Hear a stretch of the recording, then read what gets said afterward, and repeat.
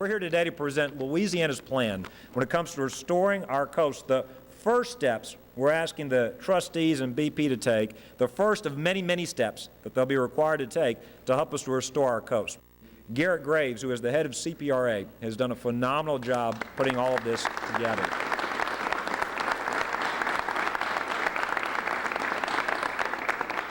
Garrett has gone through, and I'm going to describe for you the process they've gone through. They've literally been soliciting project proposals, comments from the public. They've literally received hundreds of project proposals totaling over $15 billion to get us here today.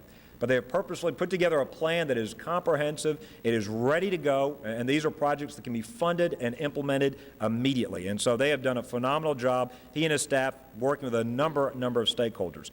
Let me step back and first of all remind you of why we're here today and why it is so important that Louisiana get our fair share to implement this Louisiana Plan from the first dollars that BP has already been required to pay as part of the early NERDA assessment, or part of the dollars they've agreed to pay, I should say, as part of the early NERDA process. We know from federal data that our state, the coastal Louisiana, received about 92% of the heavily and moderately oiled shorelines in the entire Gulf of Mexico since the BP Deepwater Horizon disaster last year. Another way to look at this is 60% or more of the injured, oiled, and killed birds, mammals, fish, and other wildlife were all found off of our shore. Even today, as you look at the oil that remains on the coast today, even today, our state has 100% of the heavy oiling, over 99% of the moderate oiling, and nearly 90% of the light or very light oiled shoreline in the Gulf of Mexico. The bottom line is, by any measure, whether you look at miles of shoreline, the amount of oil, you look at the species that are impacted, Louisiana has received the brunt of the impact, the damage caused by this oil spill. Now, under the traditional natural resources damage assessment process, the NERDA process, it would normally take 10 years or more just to start addressing the injury caused to coastal Louisiana, and that still continues today due to the disaster nearly 15 months ago. The magnitude of the spill on our coast, on our natural resources, simply cannot be overstated. Over 90% of the species in the Gulf of Mexico and 98% of the commercially harvested fish and shellfish in the Gulf are dependent on coastal Louisiana's unique estuary. In addition, our coastal area is the largest wintering habitat for migratory waterfowl and songbirds in the United States. Tens of millions of birds winter on our coastal area each year. There is no question that Louisiana's coast is critical not only for our state, but indeed for our entire country. There's also no question we have received the brunt of this disaster, and that the recovery resources for addressing the impact should be directly tied to the amount of damage received. Now, you may remember we first made a request back in July of 2010, last year, for early restoration funding. We even said back then we simply cannot afford to wait 10 years during legal negotiations, but instead we needed to start work immediately. We aggressively pushed for a down payment from BP to begin restoring our natural resources that were injured by the oil spill. On April 22nd of this year, the Gulf States Departments of the Interior, Commerce, and BP announced an unprecedented $1 billion agreement for early restoration of damaged natural resources resulting from the Deepwater Horizon oil spill. This unprecedented agreement includes $500 million split equally amongst the 5 Gulf states, $100 million apiece. Another $200 million split equally amongst the Departments of Interior and NOAA. And then finally, $300 million to be allocated by the Department of Interior and NOAA to states for early restoration projects. This early restoration funding comes from the responsible parties, includes no taxpayer money. It must be used to offset injuries to wildlife or the coast, or for the lost use of natural resources due to the oil spill. Now, for several months, Garrett, the CPRA, and the other trustees have been soliciting project proposals and comments from the public. Like I said, they've received proposals totaling over $15 billion. Our NERDA trustees have carefully followed federal regulations, state law. They've considered the state's coastal master plan. They've reviewed public comments, consulted with parishes and other stakeholders. They followed the terms of the agreement with BP, and they've reviewed the unique aspects of this oil spill to identify our project priorities in Louisiana. And I think it's a direct testament to their work that you see so many different stakeholders standing together to present this plan to you today. I directed our state's NERDA trustees to move quickly and decisively to help get our fishermen and our coastal communities back on their feet after this disaster by moving forward on key projects for restoring our natural resources. This week we will be submitting these priority projects to BP, the Department of Interior, and NOAA for funding totaling around $533 million.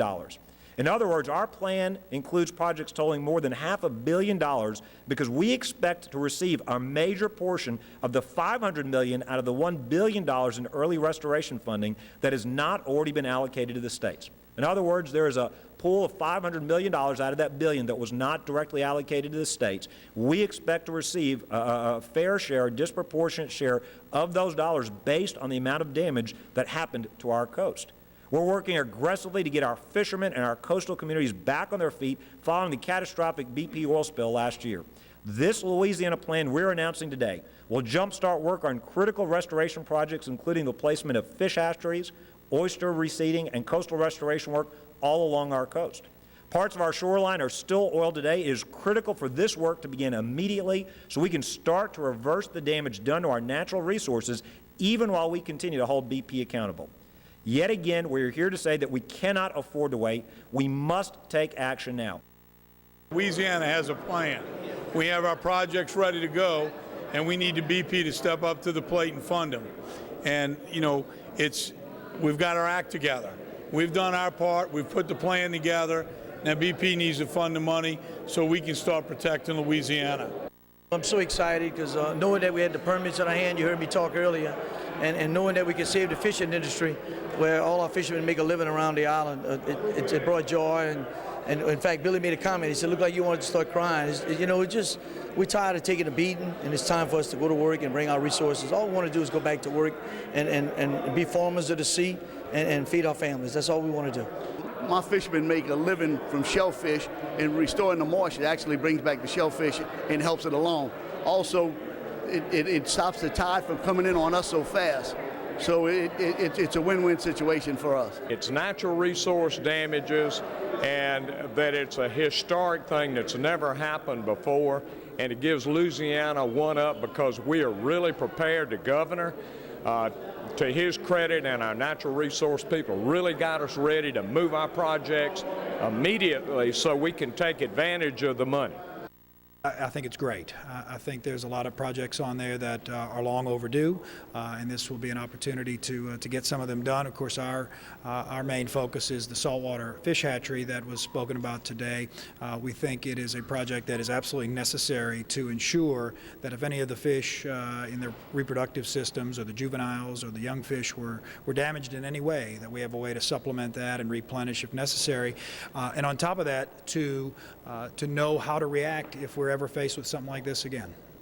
Our coast suffered a disproportionate share of the damage caused by the BP oil spill. We put together a Louisiana plan. Now this week it goes to the trustees, goes to BP, where we identified over $500 million in projects that immediately can be implemented to help restore our coast.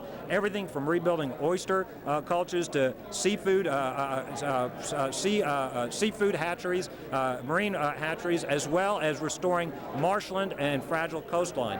The important thing is we don't need more studies. We don't need to wait 10 years for legal battles. We need to start this work immediately. This is not a comprehensive solution. It's one more step towards repairing our coast. Our message to BP, they spent a lot of money saying they want to make it right in advertisements and in rhetoric. This is a chance for them to put their dollars where their words are and truly take one more step towards making it right. We worked with a number of environmental groups, local stakeholders. We were pleased. You had the coastal parish presidents. You had a number of environmental groups yesterday all agreeing on the Louisiana Plan. We're the first state to present our plan showing how BP can help us to restore our coast. It's a little over $500 million of projects. These are shovel-ready projects. The studies have been done. These are projects that can be implemented right away. Now, we know there'll be multiple rounds of the NERDA process. This is just the first step towards restoring our coast.